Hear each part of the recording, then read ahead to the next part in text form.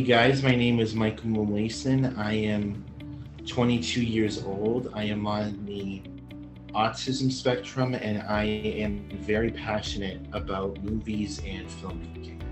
I started liking movies probably ever since I was a little kid and maybe just didn't even really know it at the time. But as I got older, I became more and more interested in movies and I just started watching like everything since I was in high school. I wanted to explore like every genre and like what movies like won Oscars and like what was else nominated to know like which films would be like the ones for me to watch, because I mostly like watching films that are award winners, even though some of the best movies that I've seen haven't even gotten like Oscar. Not only do I watch movies to like be entertained, I also watch movies to kind of distract me a little bit from kind of the cold world we live in, and it helps me escape to a place where I guess doesn't feel so cold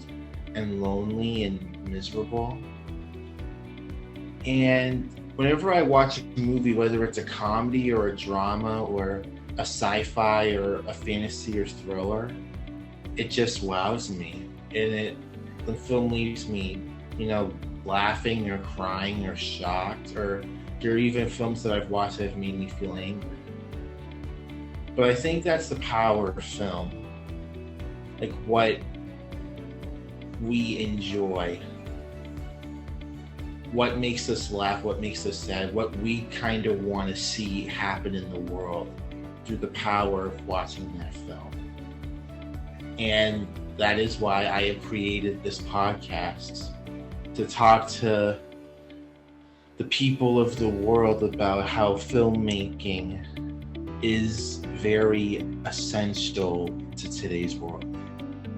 My guest today is my dear friend Ann Morrison, who is a veteran actress and co-founder of the theater company Sarah Solo. Ann and I have been chatting with each other for a while now, and after getting to know each other, we both realized that we both have very unique perspectives of film.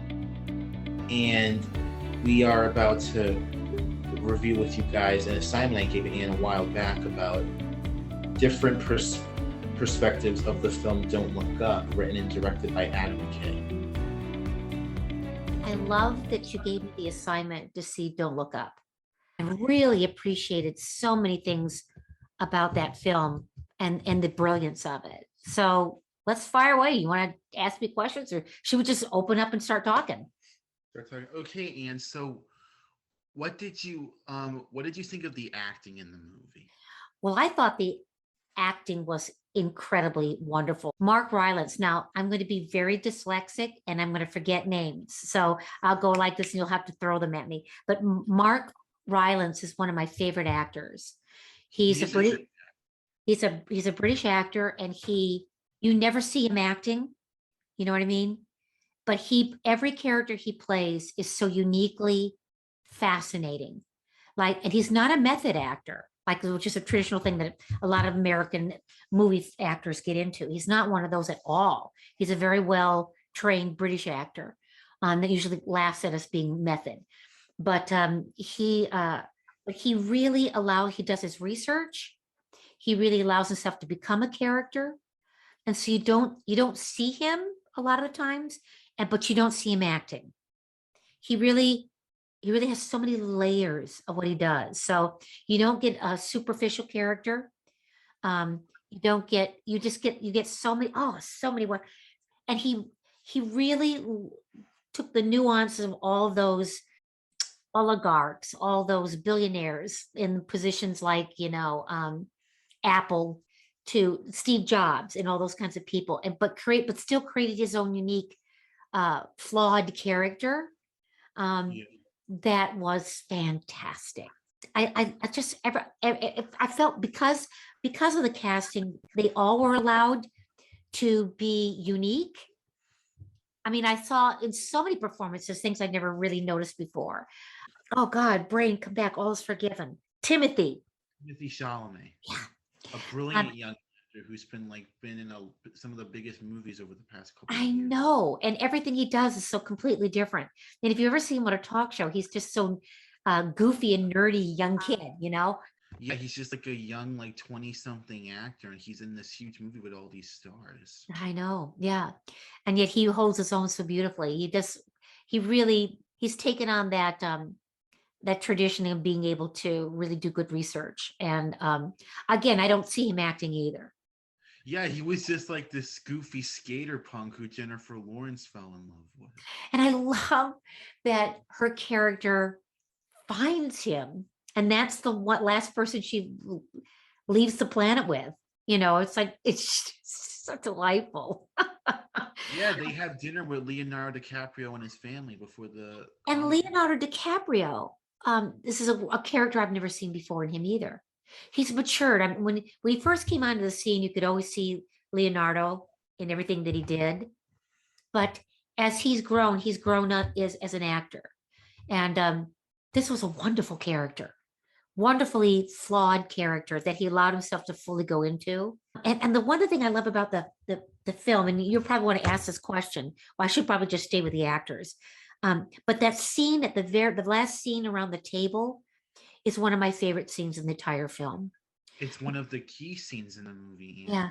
because what better way to like have your last moments on Earth just surrounded by the people you love and having a good. And the conversation was simple. It was about simple things. The table scene, the conversation around the table was simple stuff. They weren't having memories of large things.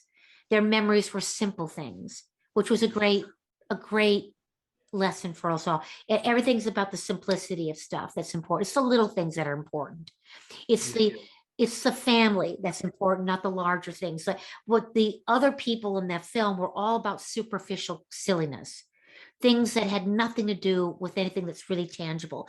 And then the brilliancy of the cinematographer and the editing and the design of the film, that all of a sudden they'll be having a conversation, and then the camera will have you look at her ring, or the conversation will go to looking at an animal, or a conversation. So you're always being reminded of we're on planet Earth, and there are things that won't mean anything soon. It won't mean anything The anymore. thing is, like, some people thought the editing in the movie was annoying, but Oh, I loved it. the thing is, I thought it was kind of brilliant because they're showing like the anime. I think Adam McKay made the editing like that because he wanted to show the viewers like all that life on Earth was going to go extinct once the comet hit. Right, right. I thought it was brilliant, and when he did it was interesting in the conversation. So it was like you're listening to this conversation that's going on, but they're always reminding you of something else, so that what happens, you become extremely self-aware as a watcher. I felt Yes. myself very self-aware. And I thought that was brilliant. Yeah.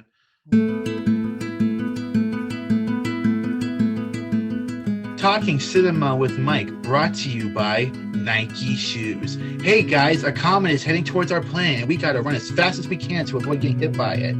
Avoid that tragedy by wearing Nike shoes. That's right, Nike shoes. They'll protect you at all costs with their special swiftness. After all, Nike was the Greek goddess of victory, so you'll be a winner by wearing them. Nike shoes, here to protect you from natural disasters. Another thing I liked about the movie was the music score, done by Nicholas Bertel, who's done the music score for the movies Moonlight and If Beale Street Could Talk, Right. and he also has done the theme music for the HBO series Succession. Oh, I didn't know that. Okay. All right. Oh, yeah. No, he's cool. He really, because sometimes underscoring on films can be very annoying because it doesn't match the sentiment. And I'm always wondering why a director, it's like they don't really care that much, but this director does care. And he got the right person. I also, when watching the film, I didn't notice at the end, because when they all get off of the spaceship after over 2,000 years, they get off the Yeah, they're spaceship all quite naked.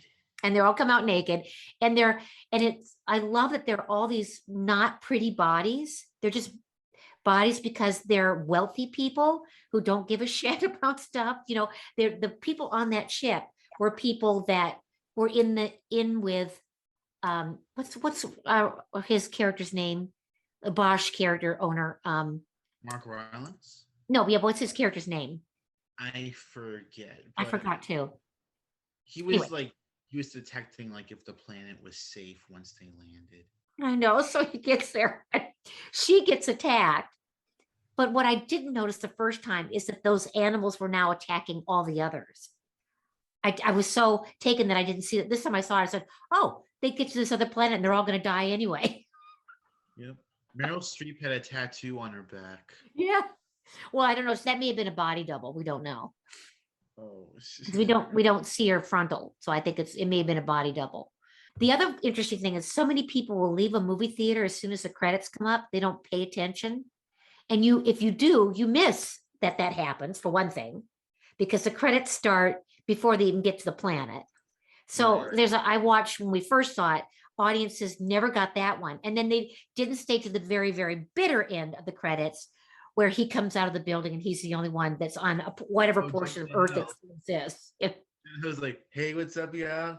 I'm the last man on Earth. Shit's up there. Like, So there are a lot of people who have no idea that happened.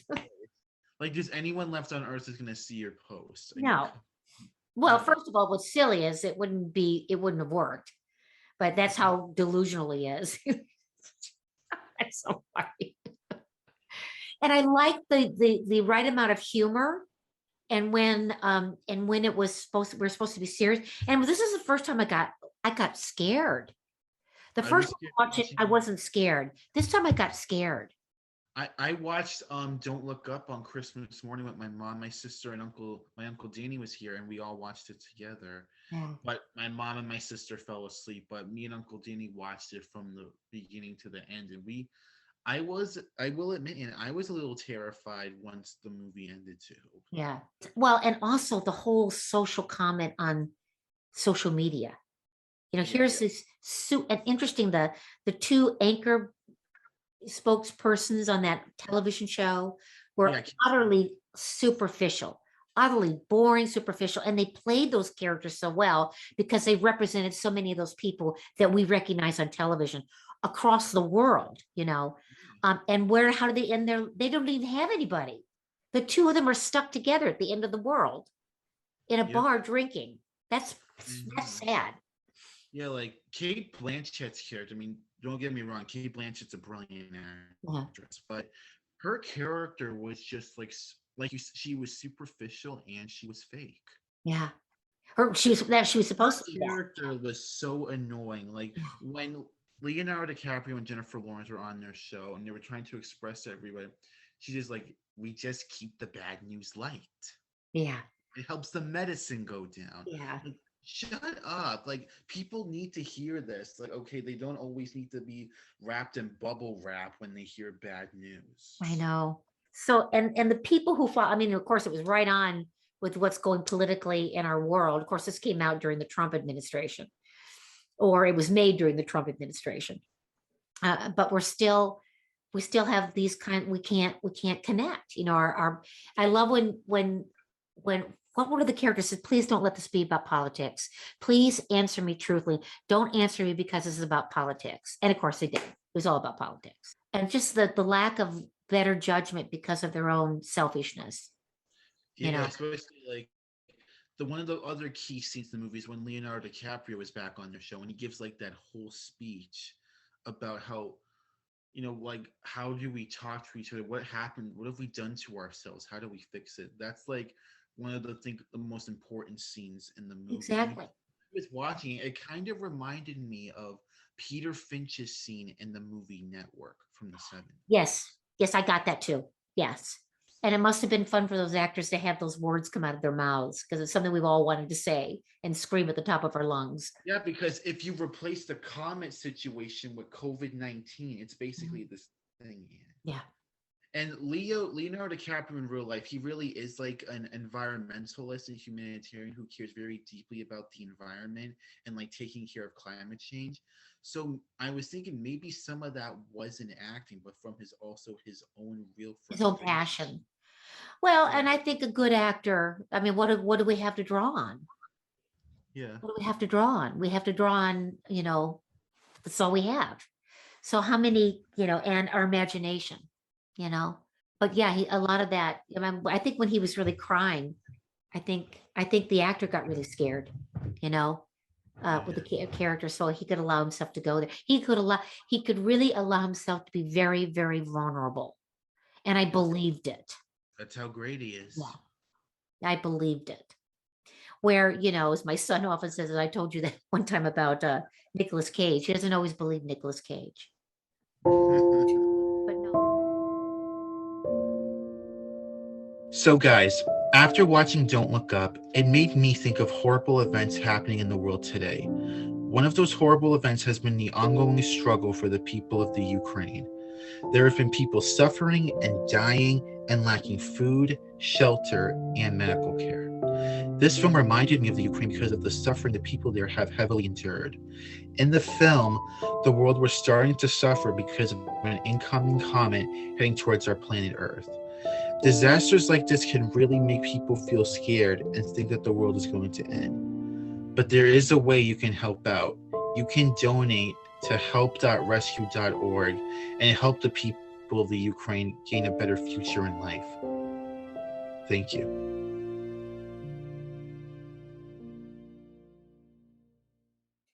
But no, I really thank you for asking me to see it again, because I really got more nuances. Because I saw it the first time, so I could see the overview of it. Now I could really sit and enjoy, which is why it's fun to often see a film again and again and again and again, if you can, to really just allow to peel away the layers of it, or see it in a more depth way. Because I saw things this time I didn't see before. Because it was, and it's a large film. It's a large thing. It's a lot of stuff to take in. I would always want people to see that again. It's a lot of information coming at you, and it triggers lots of different stuff. So, and how many people can watch the film and see themselves there? I mean, where are you in all? Where are you in those people? Is where I'm I had to stop and think. I'm in Leonardo DiCaprio and Jennifer Lawrence and Rob Morgan's Yeah, characters. yeah, yeah. I'm there with you too. Absolutely. The thing, and did you think it? What did you think of the screenplay of the movie? Was it I thought it was well written. Yeah, really I well thought it written? was well written. I thought it was extremely well written. And I think the balance of, like I said before, the balance of humor with things that were serious were well placed. And the humor came in the right spot when you needed to have it, Yeah. just to see the absurdity. I think when we first saw the film, I wasn't sure about Meryl Streep's character. But when we saw it the second time, it made perfect sense.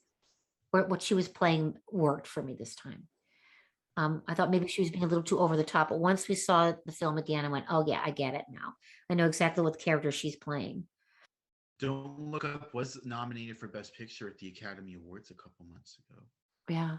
Got four nominations. It got picture, original screenplay, original score, and film editing. All right. But it didn't get it. No, Don't Look Up didn't went away Oscarless, Ann. Yeah. But they at least acknowledged it, so that's a good thing. Oh yeah, I mean, like, Don't Look Up wasn't like one of the stronger contenders this year. Yeah. Like the stronger contenders were like, well, Coda, which one, and like The Power of the Dog, West Side Story, and Licorice Pizza. They were like Right. the stronger contenders this Right. year. But it was still a damn good film. So, Yes, it was. like, I loved, for going back into it again, I loved because they looked at mundane things.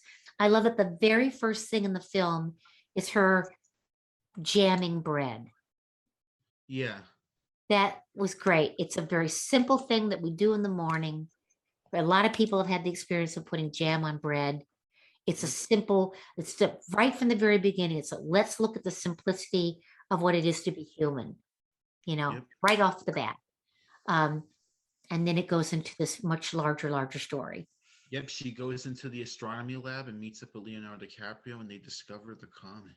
What would be an interesting thing to go back and just only focus on that?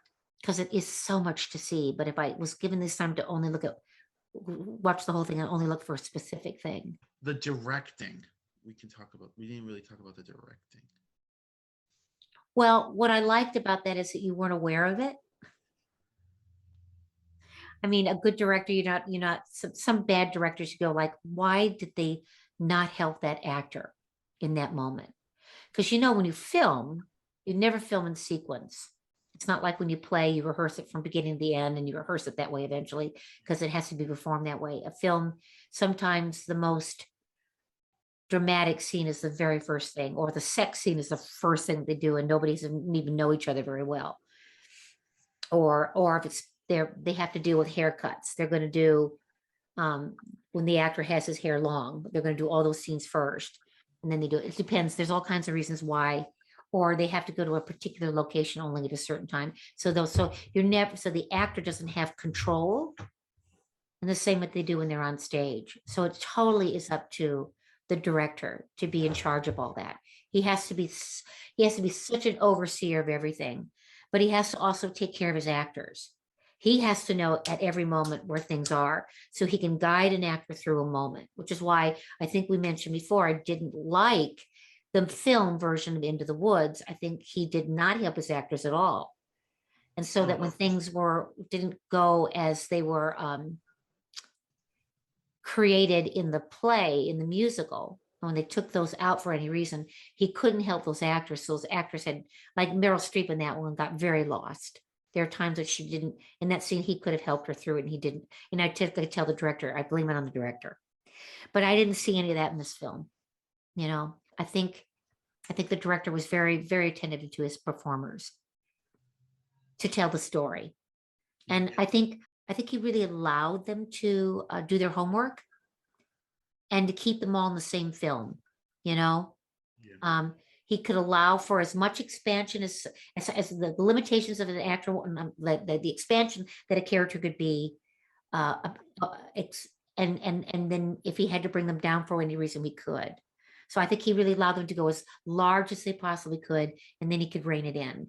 And a lot of that was how he had his cinematographer control the shots of where we look next. There was a really good collaboration with his cinematographer. And then the editing of this must have been quite something, because he knew that, okay, this is it, but now we need these elements to stick in here. And when do we put those elements? When do we focus? When do we tell the story in one scene, but we show them in the future at the same time? What's going to happen at the same time? So we're running those two realities at the same time. That's brilliant. Was this based on any story? You probably know better than I. Don't look up. Or was it an original?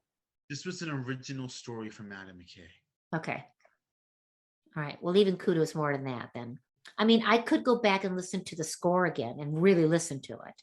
I mean, I took it in as I was watching the movie, but it might be fun to go back and just only listen to key moments so I get where the structure and the characterization and stuff. What's her name? De Grande. Ariana Grande's character. Yeah. There was a scene towards the end where she performs a song with Kid Cudi for people to look up and believe that a comet is heading towards Earth. Right. And she was actually very good in that because her character was incredibly superficial too. And you could tell she was making comment on all those performers. I mean, she was even making probably a comment on herself.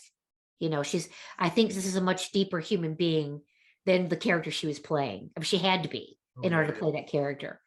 And then allow herself to be that in front of everybody, so kudos to that. Well, guys, that's all the time we have for today. Tune in next week when Ann and I talk about Don't Look Up from the cinematography point of view. And if you'd like, come along and play with us. Why don't you go out and see Don't Look Up from the cinematography point of view? Don't forget to like and subscribe. Have a good day. Goodbye.